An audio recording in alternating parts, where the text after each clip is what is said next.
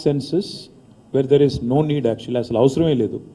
రెండోది caste census for identifying minorities, there is no need.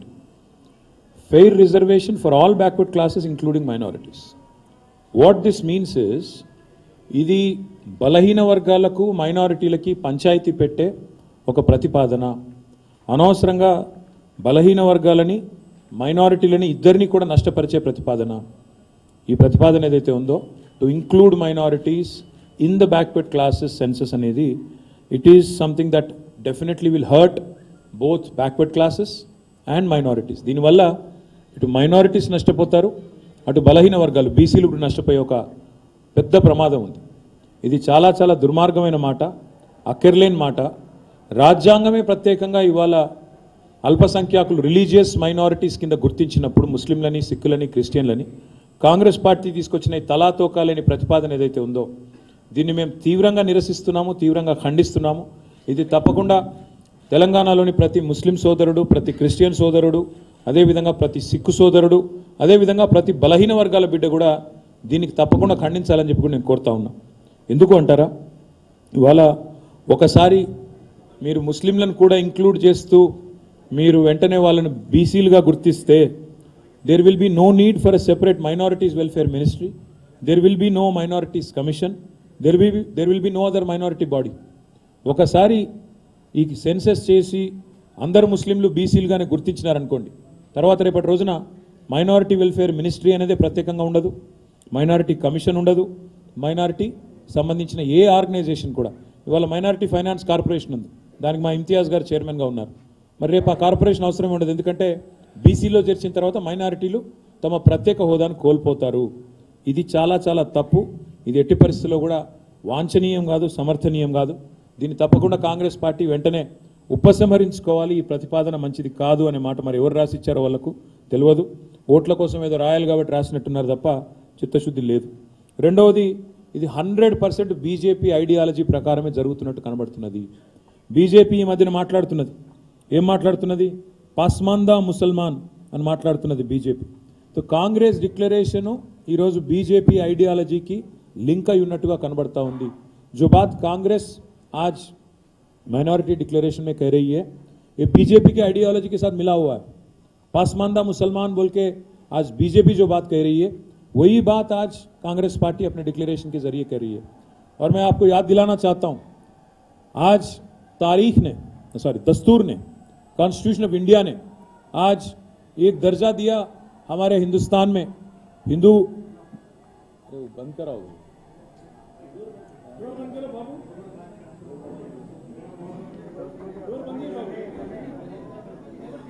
Chalapathi చూడమ్మా, చలపతి బయట పోయి చూడు, విష్ణు బయట పోయి చూడుకున్నాం.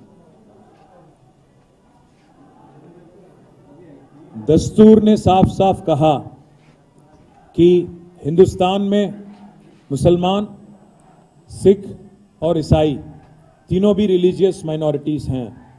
कॉन्स्टिट्यूशन ऑफ इंडिया साफ कहती हैं कि मुसलमान और मुस्लिम, क्रिश्चियन और सिख तीनों भी आज रिलीजियस माइनॉरिटीज हैं. आज कांग्रेस पार्टी के डिक्लेरेशन ये कहता है, ये बोलता है कि एक कास्ट सेंसस करेंगे और सभी को इंक्लूडिंग माइनॉरिटीज को हम मिला देंगे बीसीस में. क्या होगा इससे? दोनों का नुकसान होगा. एक तरफ नुकसान होगा बीसीस का, दूसरे तरफ नुकसान हो जाएगा माइनॉरिटीज का. क्योंकि अगर बीसीस में आपको शामिल कर देंगे तो इससे क्या होगा? अल्टीमेटली ये होगा कि कोई अलग से माइनॉरिटी वेलफेयर डिपार्टमेंट नहीं रहता, अलग से माइनॉरिटी वेलफेयर का बजट नहीं रहता, माइनॉरिटी कमीशन नहीं रहता, और साथ ही साथ माइनॉरिटीज कॉरपोरेशन भी सारे के सारे जब्त हो जाएंगे, सारे के सारे खत्म हो जाएंगे. ये आज कांग्रेस पार्टी का मतलब सोच है. कांग्रेस पार्टी का जो सोच है आज बीजेपी का आइडियोलॉजी से मिलता है.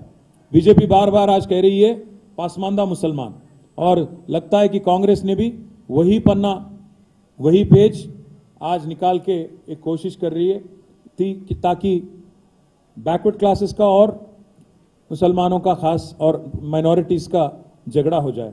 एक और मसला ये है इसमें कि एक मर्तबा, एक ही बार 2006-7 में एक BCE कैटेगरी क्रिएट किया गया खास, क्योंकि रिजर्वेशन देना था. बट इसका मतलब ये नहीं कि हर मुसलमान बीसीई में आता, बैकवर्ड क्लासेस में आता।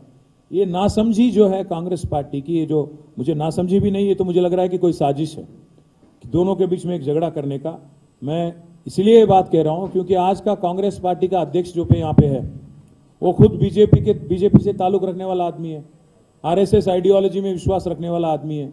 तो इसलिए मैं कह रहा हूं ये जो डिक्लेरेशन बनाए, लगता है कि ये कांग्रेस ऑफिस में नहीं बीजेपी के दफ्तर में बन के निकली बात। एक बात यह है कि आज अगर 1 मिनट के लिए समझिए कि कास्ट सेंसस करे आप और मिला दिए आप मुस्लिम्स को, क्रिश्चियंस को और सिख को बीसीस में, क्या होता कल?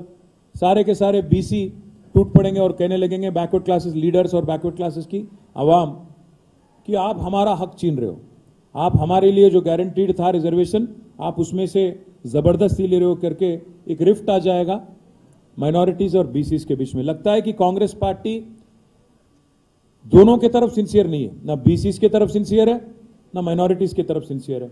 एक बात है, हमें तो शक यही है कि आज कांग्रेस पार्टी जितना भी यहां पे वादा करी, अगर ट्रैक रिकॉर्ड देखेंगे आप तो इतना बदतर ट्रैक रिकॉर्ड है उनका।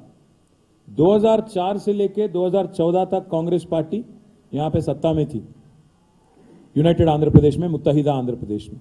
इसमें अगर उनका बजट आप देखेंगे 2004 और 5 में बजट था माइनॉरिटी वेलफेयर का 39 करोड़, जिसमें से 42% तेलंगाना का शेयर है। मतलब आप कम से कम 16-17 करोड़ था 2004-5 में।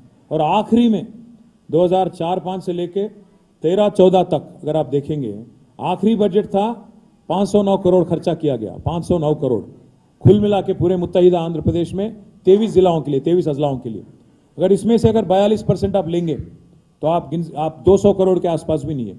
कुल मिला के 10 सालों में 2004 से लेके 14 तक 10 सालों में कांग्रेस पार्टी ने माइनॉरिटी वेलफेयर के लिए तेलंगाना में खर्चा किया 900 करोड़, 930 करोड़, 930 करोड़, 930 करोड़। जबकि तेलंगाना की रियासत बनी और केसीआर साहब का सदारत में यहां गवर्नमेंट बनी, तो 2014 से लेके आज तक 2023 तक इन 10 सालों का बजट अगर आप लेंगे, कुल मिला के हमने खर्च किया 10,140 करोड़। कहां 900 करोड़, 930 करोड़